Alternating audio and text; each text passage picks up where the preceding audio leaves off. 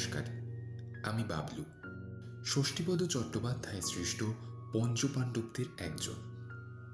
আর আজকে কথামানবী কুমার হট্টের বিশেষ নিবেদন গপ্প.বেশিতে আপনারা শুনবেন আমাদের প্রথম অভিযান মিত্তির বাড়ির রহস্য। আমাদের সৃষ্টিকর্তা ষষ্ঠীপদ চট্টোপাধ্যায় জন্মগ্রহণ করেন 9 মার্চ 1941 সালে। কিশোর বয়স থেকেই সাহিত্য সাধনা শুরু করেন তিনি। 1961 সাল থেকে আনন্দবাজার পত্রিকার রবিবাসরীয়র সঙ্গে যুক্ত হন। পঞ্চপাণ্ডবের বিভিন্ন অ্যাডভেঞ্চার খুব তাড়াতাড়ি মন জয় করে নেয় সব বয়সী পাঠক পাঠিকাদের। আমরা তাকে হারাই 3রা মার্চ 2023 সালে। শুরু হচ্ছে আজকের নিবেদন মিত্তির বাড়ির রহস্য। শুনে জানাবেন অবশ্যই কেমন লাগলো এই গল্পটি।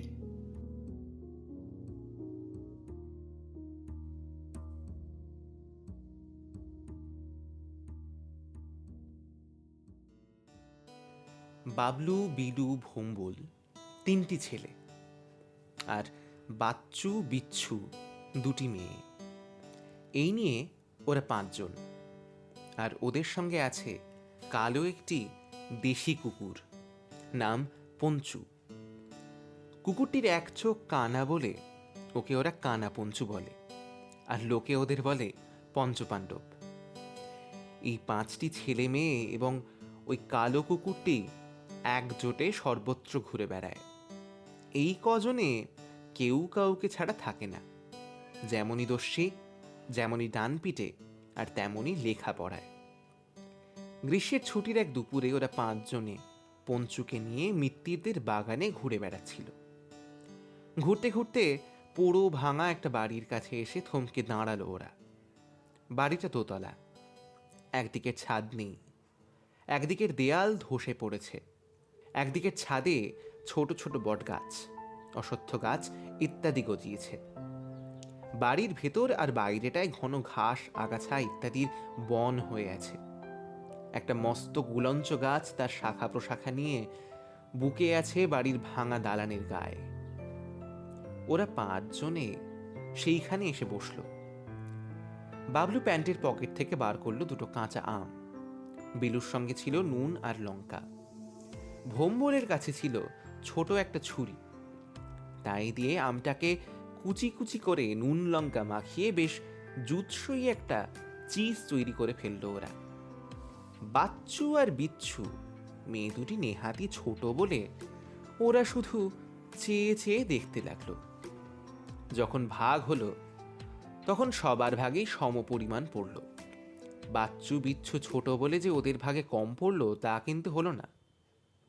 আমের কুচি খেয়ে বিলু আর ভোম্বল সেই আঁকা বাঁকা গুলঞ্চ গাছের ডালে উঠে ঠেস দিয়ে বসে রইল। বাচ্চু বিচ্ছু শুয়ে গড়াগড়ি দিতে লাগলো ঘাসের উপর। আর বাবলু করলো কি, পঞ্চুর সামনেকার পা দুটো ধরে তাকে নিয়ে নানা রকম কেরামতি করতে লাগলো।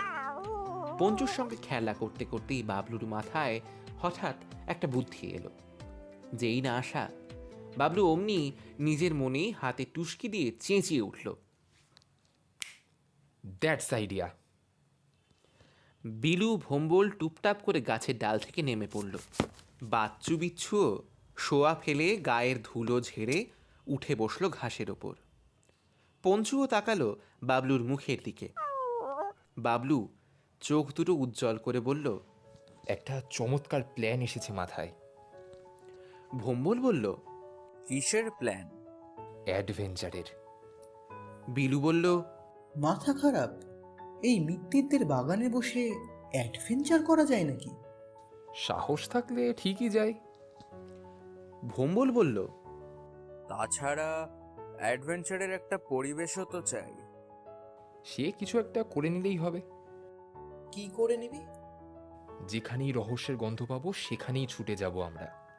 বাচ্চু বিচ্ছু বলল, কাজটা কিন্তু খুব কঠিন। হোক কঠিন, চেষ্টা তো করবই। এ তাহলে এক ধরনের শখের গোয়েন্দাগিরি হবে, কি বল? ঠিক তাই। মন্দ নয়, দেখাই যাক না চেষ্টা করে। বিলু কিছুক্ষণ চুপ করে থেকে হঠাৎ উৎসাহিত হয়ে বাবলুর পিঠ চাপড়ে বলল, হ্যাঁ হ্যাঁ, লেগে পড়। জয় মা কালী। তার উপর তুই যখন আমাদের লিডার, তখন আর ভাবনা কি। বাচ্চু বিচ্ছু বলল। ওহ কি দারুণ মজা।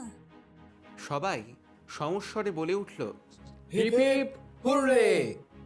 পঞ্চুও অমনি আনন্দে ডেকে উঠল। বাবলু পঞ্চুকে জড়িয়ে ধরে বলল, আরে তুইও আমাদের দলে থেকে সাহায্য করবি, পারবি তো? পঞ্চু ডাকলো, এবার কিন্তু আমাদের এই গ্রুপটার একটা নাম দিতে হবে, এবং এই বাগানে এই পোড়ো বাড়ির ভেতরেই ঘাঁটি হবে আমাদের। কি নাম দিবি দলটার? সবাই যখন আমাদের পঞ্চপাণ্ডব বলে, তখন আমাদের দলের নামও তাই হবে, পঞ্চপাণ্ডব অ্যান্ড কোং। তুই একেবারে রাম বুদ্ধ, অ্যান কোং আবার হয় নাকি? তুমি বলো বাবলুদা। শুধু পঞ্চপাণ্ডব নামটা কেমন হয়? না, নামটাকে আরও একটু মডার্ন করতে হবে। আমাদের দলের নাম হবে পাণ্ডব গোয়েন্দা। বাচ্চু বিচ্ছু চেঁচিয়ে বলল, ওয়ান্ডারফুল। আমি এক্ষুনি আমাদের পাড়ার ঘেঁচাদাকে দিয়ে একটা সাইনবোর্ড করিয়ে আনছি, যাতে লেখা থাকবে আমাদের দলের নাম পাণ্ডব গোয়েন্দা।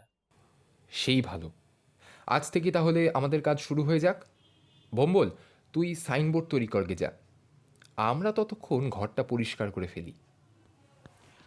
ভোম্বল চলে গেল। বিলু বলল, ঘর তো পরিষ্কার করবি, কিন্তু একটা ঝাঁটা তো চাই। তারপর জল ছিটোবার জন্য একটা বালতি।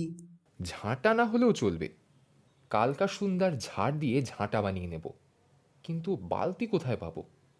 বিচ্ছু লাফিয়ে উঠল। বালতি তো আমি এখনই এনে দিচ্ছি বাবলুদা। কি করে আনবি? মা যদি দেখতে পায়? সে আমি ঠিক নিয়ে আসবো লুকিয়ে। এই বলে বিচ্ছু চলে গেল। ততক্ষণে বাবলু, বিলু আর বাচ্চু ঘর পরিষ্কারের কাজে লেগে গেছে। একটু পরে বিচ্ছু বালতি নিয়ে ফিরে এলে সেই বালতি করে পাশের পুকুর থেকে জল এনে ঘরময় ছেটানো হলো।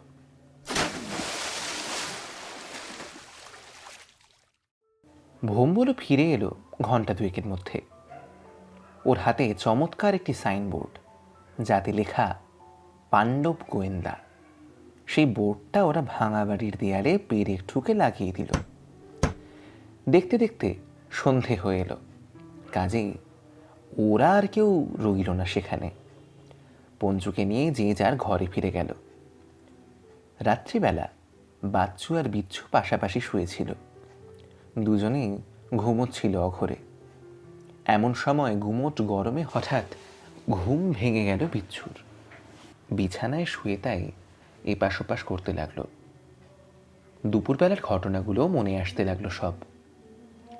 হঠাৎ মনে পড়ল, আরে পলিথিনের বালতিটা তো সেই ভাঙা বাড়িটার ভেতরেই ফেলে রেখে এসেছে, সেটা তো আনা হয়নি। মনে পড়তেই বুকটা ধড়াস করে উঠল। কেননা কাল সকালে যখন বালতির খোঁজ পড়বে, তখন যদি মা বালতি না পান, তাহলেই সব ফাঁস হয়ে যাবে।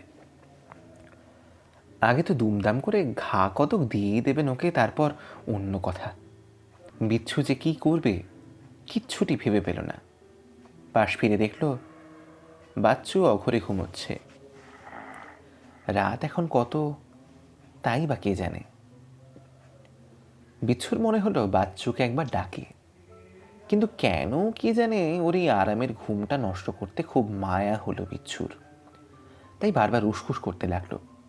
তারপর ডাকবো কি ডাকবো না ভাবতে ভাবতে মৃদু একটু ঝাঁকানি দিয়ে ডেকেই ফেললো বিচ্ছু। এই দিদি, দিদি শোন না। বাচ্চুর ঘুম ভেঙে গেল, তবুও সে তন্দ্রা জড়ানো গলায় বলল, কি? শোন না ভালো করে। বাচ্চু বিরক্ত হয়ে বলল, বল না কি বলছিস। একটা খুব বড় ভুল হয়ে গেছে রে। বাচ্চু এবার চোখ মেলল। কি হয়েছে? আরে বালতিটা তো সেখানেই পড়ে আছে, নিয়েই আসা হয়নি। ঘুমের ঘোর ক্ষণিকের জন্য কেটে গেল বাচ্চুর। বলল, কি হবে তাহলে? তুই বল না রে দিদি, এবার কি হবে? মা সকালবেলা যদি বালতি দেখতে না পায় খুব বকবে। তাছাড়া মায়ের রাগ জানিস তো, আগেই মেরে দেবে দুমদাম করে। মারবার আগেই কিনে দিবি, তাহলে আর কিছু হবে না। বলে পাশ ফিরে শুয়ে পড়ল বাচ্চু। বিচ্ছু বলল, এই দিদি, বালতিটা যদি কেউ চুরি করে নিয়ে যায়? ও যাবে, যেমন নিয়ে গেছিস এবার তুই বোঝ ঠেলা। বিচ্ছুর খুব ভয় হলো এবার। সে ভয়ে ভয়ে বলল, তুই একবার আমার সাথে যাবি রে দিদি? বাচ্চু অবাক হয়ে বলল, কোথায়? আরে সেইখানে। তোর কি মাথা খারাপ হয়েছে? এই রাত্রিরে সেখানে আবার কেউ যায় নাকি? বালতি না পেলে কাল সকালে যা কাণ্ডটা হবে বুঝতে পারছিস? ও যা হয় হবে, তুই চুপচাপ শো দেখি, আমার বড্ড ঘুম পাচ্ছে। এই বলে বাচ্চু পাশ ফিরে শুলো। বিচ্ছু আর কি করে, সেও চুপ করে শুয়ে রইল একপাশে। শুয়ে রইল, কিন্তু ঘুম এলো না। একটা দুশ্চিন্তা বারবার ওর মাথার মধ্যে ঘুরপাক খেতে লাগলো। সে শুয়ে শুয়ে শুধু সেই বালতিটার কথাই ভাবতে লাগলো। তারপর একসময় যখন পাশে শুয়ে থাকা বাচ্চুর নাক ডাকার শব্দ শুনতে পেল, তখন বুঝল বাচ্চু বেশ গভীর ঘুমেই মগ্ন হয়ে গেছে। বিচ্ছু ততক্ষণে মনস্থির করে ফেলেছে। সে আর বাচ্চুকে কোনো রকম বিরক্ত না করে চুপি চুপি উঠে বসল। তারপর আস্তে আস্তে দরজার কাছে গিয়ে খিলটা খুলে নেমে এলো রাস্তায়। রাস্তায় নেমে চারদিকে একবার তাকিয়ে দেখল বিচ্ছু। চারদিক নিস্তব্ধ, শুধু লাইট পোস্টের আলোগুলো সেই ঘন অন্ধকারের যবনিকায় ভূতের মতো দাঁড়িয়ে আছে। বিচ্ছু পায়ে পায়ে বাবলুদের বাড়ির দিকে এগিয়ে চলল। বাবলুদের বাড়ির কাছে আসতেই দেখতে পেল বাবলুদের রকে বেশ খোশ মেজাজে কুণ্ডলি পাকিয়ে শুয়ে আছে পঞ্চু। পঞ্চু শুয়ে শুয়ে এক চোখে পিটপিট করে একবার দেখে নিল বিচ্ছুকে। তারপর বিচ্ছু ডাকবার আগেই আনন্দে লাফিয়ে লেজ নেড়ে নেড়ে ছুটে এলো বিচ্ছুর কাছে। এই অসময়ে বিচ্ছুর সঙ্গটা ওর কাছে সত্যি অপ্রত্যাশিত ছিল। পঞ্চু একবার বিচ্ছুর পায়ের কাছে গড়াগড়ি খেয়ে কুঁই কুঁই করতে লাগলো। বিচ্ছু পঞ্চুর গায়ে হাত বুলিয়ে দিয়ে বলল, চল পঞ্চু, তোতে আমাতে যাই, সেই ভাঙা বাড়িতে গিয়ে বালতিটা নিয়ে আসি। পঞ্চু কি বুঝলো কে জানে। এই রাত দুপুরে একটা অভিযানের গন্ধ পেয়েই বুঝি সারা গা ঝাড়া দিয়ে খাড়া হয়ে দাঁড়ালো। বিচ্ছু পঞ্চুকে নিয়ে এগিয়ে চলল মৃত্যুদের বাগানের দিকে। রাতের অন্ধকারে বাগানের এক কোণে ভাঙা বাড়িটা যেন প্রেতপুরীর মতো থমথম করছিল। একে রাত্রির অন্ধকার, তার উপর ছায়া ছায়া কালো কালো গাছপালাগুলো দেখলে বুকের ভেতরটা যেন ছ্যাঁত করে ওঠে। নেহাত পঞ্চু রয়েছে তাই, না হলে এই অন্ধকারে একা আসতে বিচ্ছু সত্যি খুব ভয় করত। অন্ধকারে কিছুই দেখা যাচ্ছে না। বিচ্ছু আর পঞ্চু নিঃশব্দে বাগান পার হয়ে সেই ভাঙা বাড়িতে গিয়ে জুটল। ঘরের ভেতরটা তখন ঘন অন্ধকারে ঢাকা ছিল বলে বালতিটা যে ঠিক কোনখানে আছে তা দেখতে পেল না বিচ্ছু। আর পঞ্চু ঠিক বুঝতে পারল না বিচ্ছুর এখানে কিসের জন্য আসা। বিচ্ছু অনেকক্ষণ ধরে এদিক সেদিকে খোঁজাখুঁজি করতে লাগলো বালতিটাকে। এমন সময় সিঁড়ির ওপর থেকে হঠাৎ এক জোরালো টর্চের আলো ওর মুখে এসে পড়ল। আর কে যেন একজন গম্ভীর গলায় বলে উঠল, এই কে রে তুই?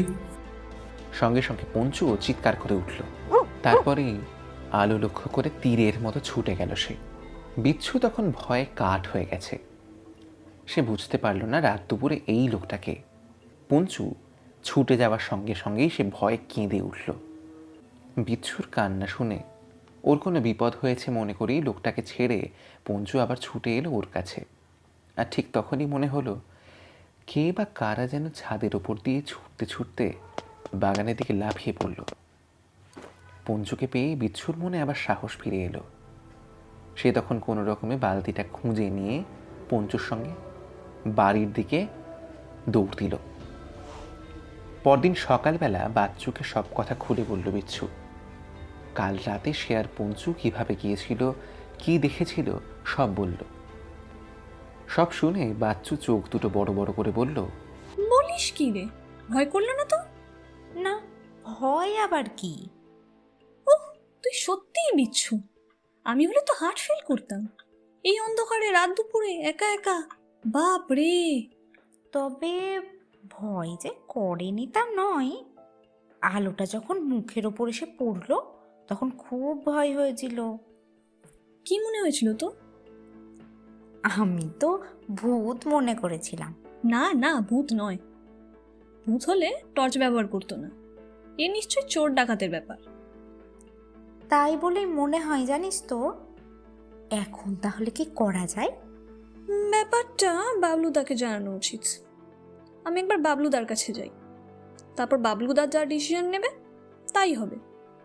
ঠিক, তুই তাহলে এখনই যা। বাচ্চু চলে গেল। দুপুরবেলা মিত্তিরদের বাগানে সেই ভাঙা বাড়িতে গিয়ে জমায়েত হলো সকলে। বাবলু, বিলু, ভোম্বল, বাচ্চু, বিচ্ছু এবং পঞ্চু, কেউ বাদ গেল না। বিচ্ছু ধীরে ধীরে গত রাত্রের ঘটনাটা সবিস্তারে খুলে বলল। শুনে তো সকলে অবাক। বাবলু বলল, আমি বিচ্ছুর এই দুর্দান্ত সাহসের প্রশংসা করি। কিন্তু এই রকমই যদি হয়ে থাকে তাহলে এর পরেও কি আমাদের এখানে ঘাঁটি গাড়াটা ঠিক হবে? আলবাত হবে। তাছাড়া এমন নিরিবিলি জায়গা আর কোথায় পাবো বলতো? এই বাগানে যাতায়াত তো আমাদের একদিনের নয়। সে কথা ঠিক, কিন্তু কাল রাত্রে যা হয়ে গেল তারপর। দেখ, ভীতু ছেলের মতো কথা বলিস না। পাণ্ডব গোয়েন্দারা ভীতু নয়, এইটাই প্রমাণ করতে হবে। আমাদের ঘাঁটি এখানেই থাকবে এবং সময় পেলেই আমরা এখানে এসে জড়ো হব। যাকগে, যে জন্য আমরা আমাদের এই পাণ্ডব গোয়েন্দা, তার উদ্বোধন আজই হবে। আজ থেকেই শুরু হবে আমাদের কাজ। আজ রাত 12টার সময় সবাই যখন ঘুমিয়ে পড়বে তখন আমাদের বাড়ির লাইট পোস্টের নিচে এসে দাঁড়াবি তোরা। সেখান থেকেই দল বেঁধে আমরা এখানে আসব। তবে পঞ্চুকে এবারে আমাদের সঙ্গে নেব না, কেননা যদি ভৌতিক ব্যাপার হয় তাহলে কুকুরে ভূত চেনে, ও বেটা চেঁচিয়ে এইসব মাটি করে দেবে। কিন্তু আমার মনে হয় পঞ্চু আমাদের সঙ্গে থাকলে ভালোই হতো। না। সেই না শুনে পঞ্চু অমনি মুখ উঁচিয়ে প্রতিবাদ করে উঠল। বাবলু বলল, না পঞ্চু, আমাদের আজকের এই অভিযানে তোমাকে আমরা সঙ্গে নিতে পারবো না। বিলু, ভোম্বল, বাচ্চু, বিচ্ছু সবাই তখন বাবলুকেই সমর্থন করল। একেবারে পুরোপুরিভাবে ঠিক হয়ে গেল যে পঞ্চু ওদের সঙ্গে যাচ্ছে না। রাত তখন 12টা।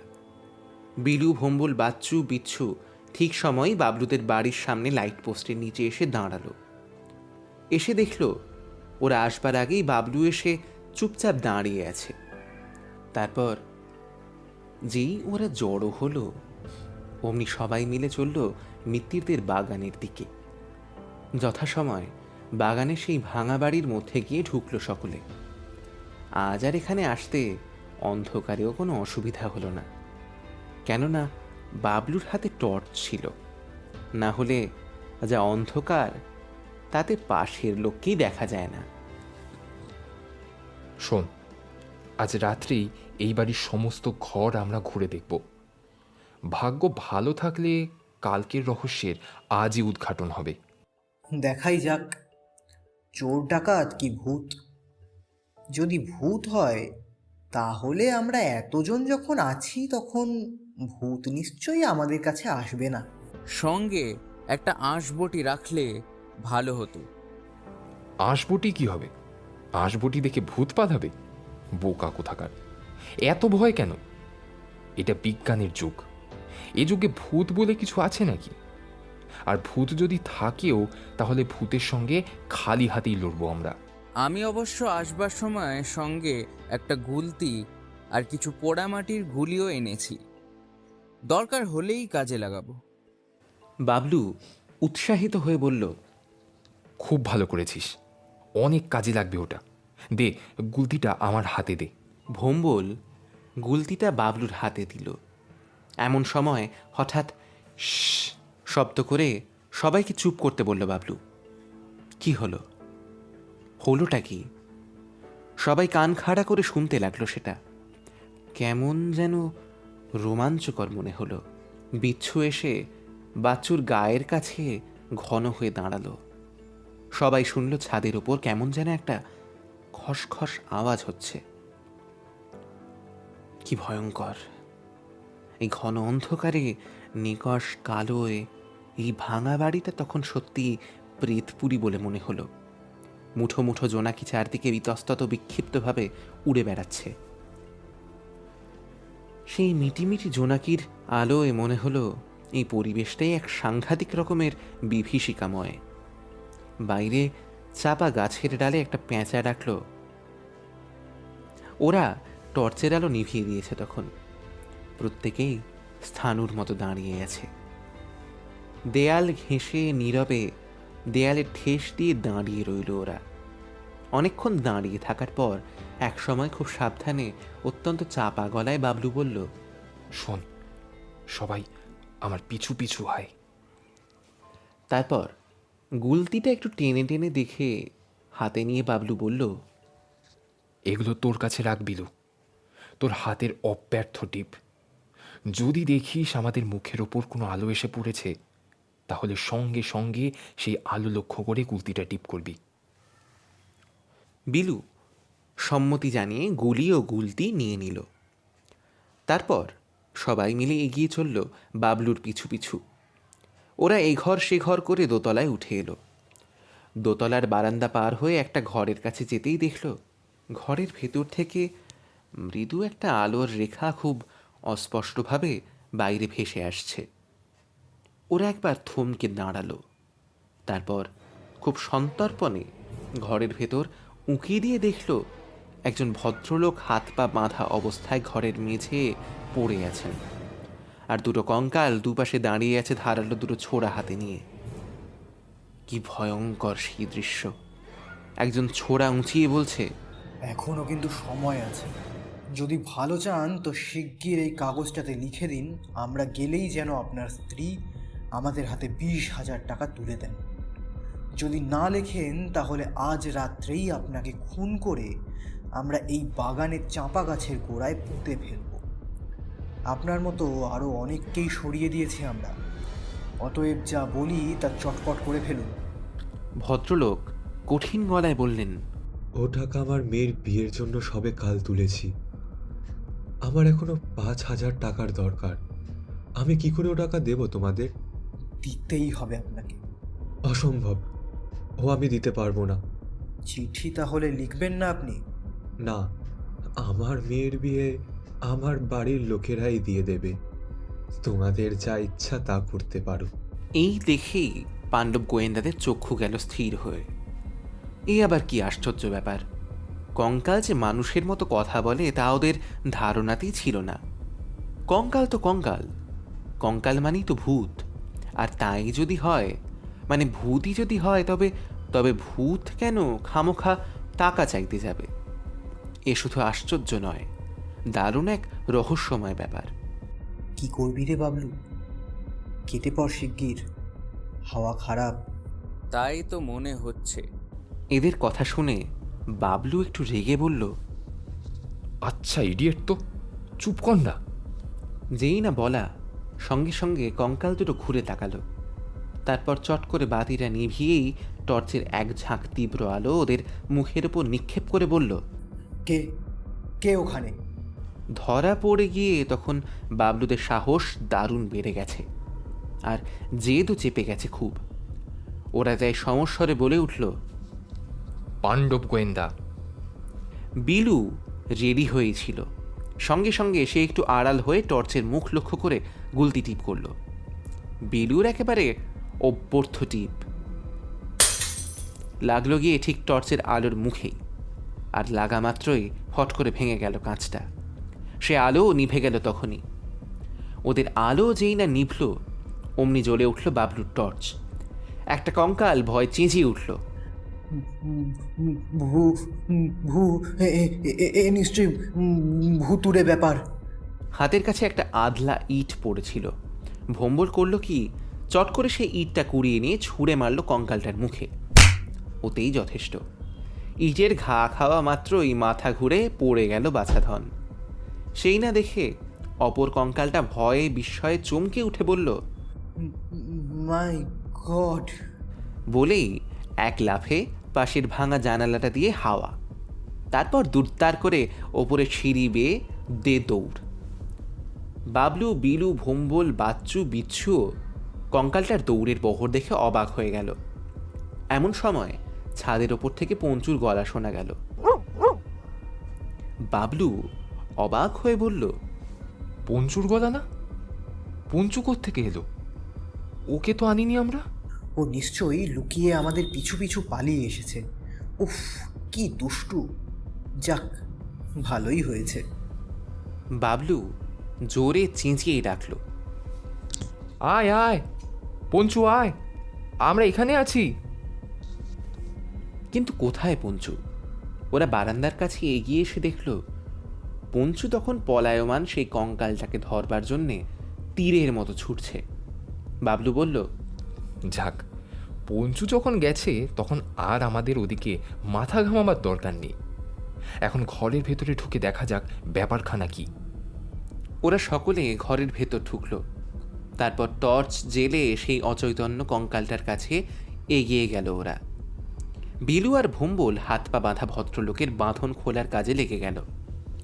ভদ্রলোক মুক্তি পেতেই তাড়াতাড়ি পকেট থেকে দেশলাই বার করে জেলে ফেললেন বাতিটাকে।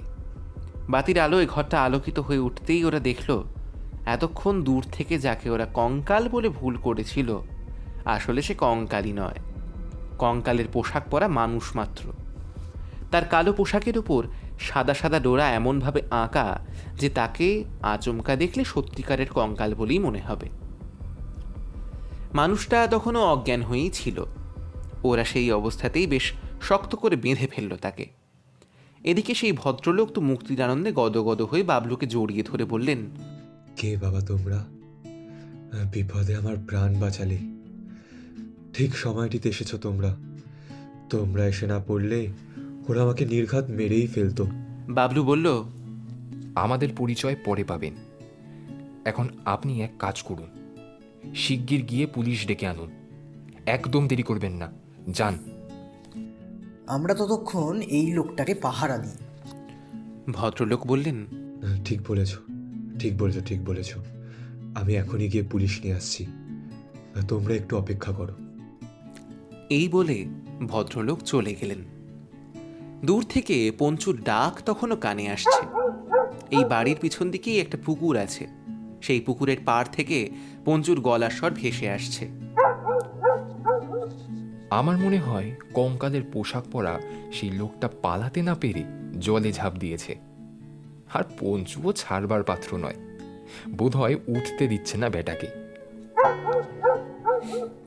খানিক পরেই বাগানের বাইরে একটা গাড়ি থামার শব্দ পাওয়া গেল।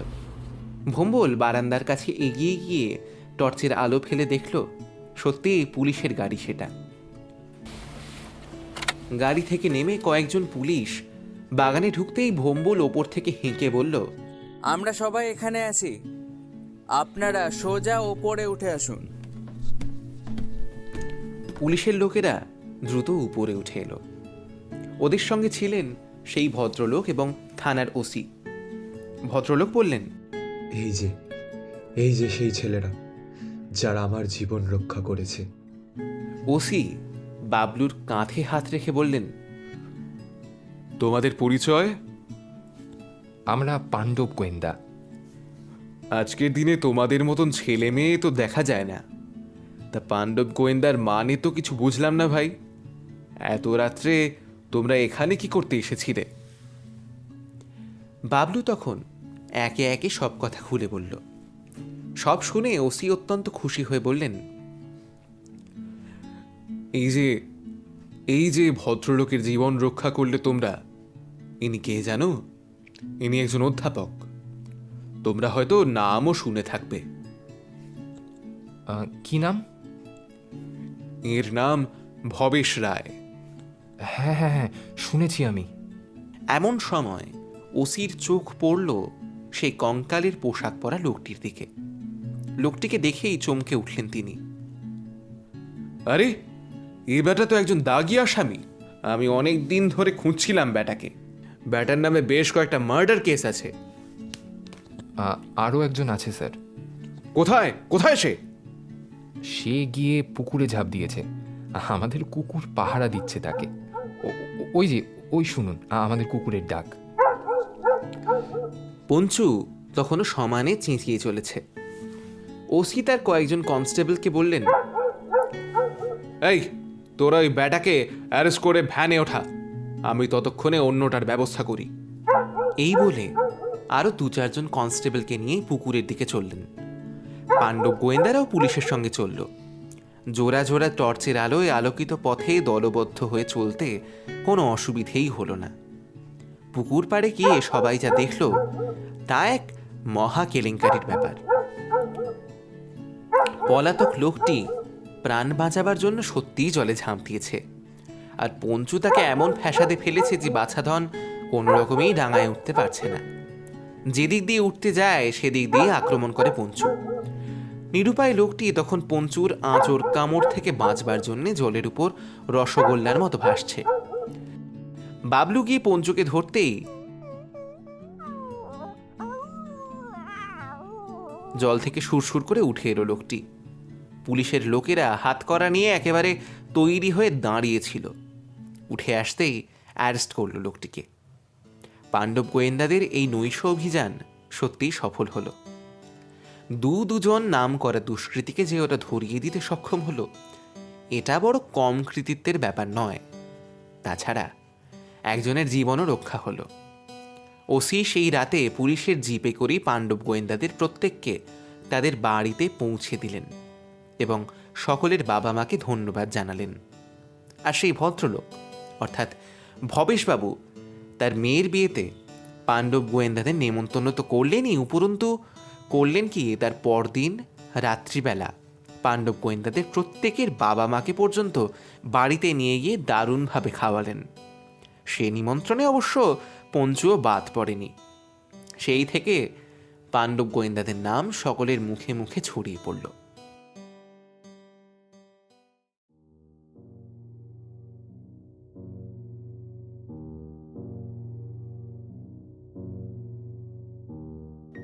শুনছিলেন গপ্প.বেশির নিবেদনে ষষ্ঠীপদ চট্টোপাধ্যায়ের লেখা পঞ্চপাণ্ডবের অ্যাডভেঞ্চার মিত্তির বাড়ির রহস্য। গল্প পাঠ এবং থানার ওসির চরিত্রে শ্রমণ, ভৌমলের ভূমিকায় হৃদাকাশ, বাচ্চুর চরিত্রে রীতিরেখা, বিচ্ছু তিয়াশা, ভবেশ রায়ের ভূমিকায় রেশ, বিলু ও দুষ্কৃতীর চরিত্রে অনির্বাণ, গল্পের সূত্রধার ও বাবলুর ভূমিকায় আমি সৌহার্দ্য। এই গল্পের প্রচার ও বিপণনে রীতিরেখা এবং গল্পের শাব্দিক সম্পাদনা, প্রচার চিত্র প্রস্তুতি ও পর্ব পরিচালনায় অনির্বাণ। আশা করি আমাদের আজকের এই নিবেদন আপনাদের ভালো লেগেছে। এইভাবেই পাশে থাকবেন আমাদের। আগামী দিনে আরও অনেক গপ্প নিয়ে হাজির হবে টিম গপ্প.বেশি। সাথে থাকবেন কিন্তু।